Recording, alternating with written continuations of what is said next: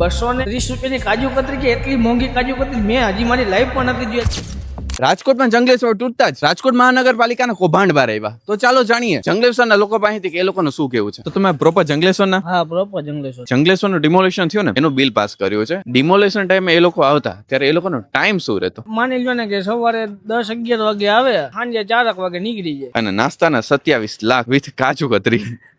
કાજુ katri, choco roll આપ્યા હતા, એ બધી રોલ ખોટી વાત. બોલબલાની થાળી આવતી હતી, થાળી ખાતા હતા. આપણે ઠાકરમાં આપણે લઈ જઈને એટલા જ માણસોને આપણે ખવડાવીને મોટભાઈ 2 થી 3 લાખમાં પતી જાય. ઠાકરમાં 250 રૂપિયાની થાળી છે. કાજુ કતરી વિશે શું કહેવું તમારું? ₹230 કાજુ કતરી કે એટલી મોંઘી કાજુ કતરી મેં હજી મારી લાઈફમાં નથી જોઈ. મારી ઉંમર 26 વર્ષ, મેં નથી જોઈ. 12,40,000ની મિનરલ પાણીની બોટલ તમને લાગે આ લોકોએ પીધું હશે? નો જ પીવાનું. પાણીની બોટલ 5 રૂપિયાની. જો અમે દુકાન છે તો ટનમાં પડતી હતી. એ લોકોને 12 લાખનું પાણી કેવી રીતના ક્યાં પીધું છે? એ લોકોએ વિડીયોગ્રાફીના 26 લાખ. વિડીયોગ્રાફી અત્યારે આપણે ખુદ એક સોંગ બનાવીને 10 લાખનું સારું હનીસિંગ આપને સોંગ બનાવી. તમને ખબર હોય તો હમણાં એક લાલો મૂવી આવી હતી.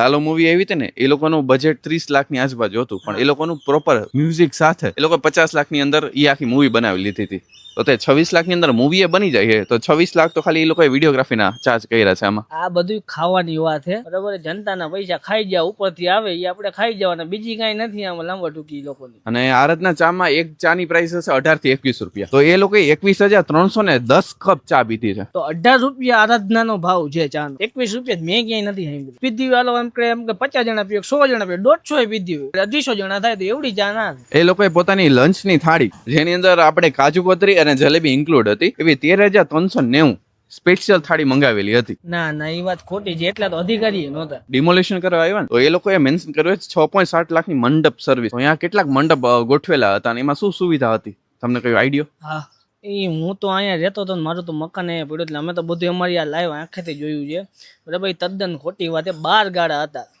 એને એવડું બિલ પાસ કર્યું તો એક ગાળાનું ભાડું તમને એમ કહું, અત્યારે આપણે લગ્ન કરી આપણે નખાવતા મંડપ 500 રૂપિયા ભાડું હોય, તો 3 દિના થાય તેને કેટલા થાય? 18,000 રૂપિયા થાય. એટલે આ તદ્દન ખોટી વાત. આવડું બિલ ના. જંગલેશ્વરનો એરિયો છે, એમાં કઈ સુધારો વધારો થશે કે નહીં? 22 વર્ષ થયા નથી, ત્યાંથી 5 વર્ષમાં થઈ થઈને કેવડા થાય કે બી કઈ નાખવાનો રોડ કર્યો, ગટર ઉભરાય છે. તમે આજ ચોમાસામાં આવજો, નદી કેવી જતી હોય તોય તંત્ર કામ નથી કરતું. કોઈ વસ્તુ કઈ ધ્યાન દેવામાં નથી, ખાલી કહેવામાં આવે. જયારે કોઈ મોટા રાજકીય નેતા આવે ને કવર અપ કરી દે પતરાથી કે ગરીબ માણસ દેખાવાનું. પૈસા વાળાને પૈસો થવાનું, ગરીબ ને ઓર ગરીબ. આપણે જીડીપી બહાર પડે એમાં તમે જોઈ લ્યો ને, પૈસા વાળાને પૈસા વાળું કરે, ગરીબ ને ગરીબ. બીજો કોઈ રસ્તો જ નહીં. અમારે અમારું જ કરવાનું. બોલાય ને કોન્ટ્રોવર્સી થઈ જાય, કોણ સરકારે હું એ બધું ખાવાની વાત છે. એક વાત અમે વિવાદમાં આવી ગયા, પાછા અમને વિવાદમાં આવે, ધમકી આવી જાય. શું કે ભાઈ અમે તમને પકડી જાય, આવી ધમકી આવી.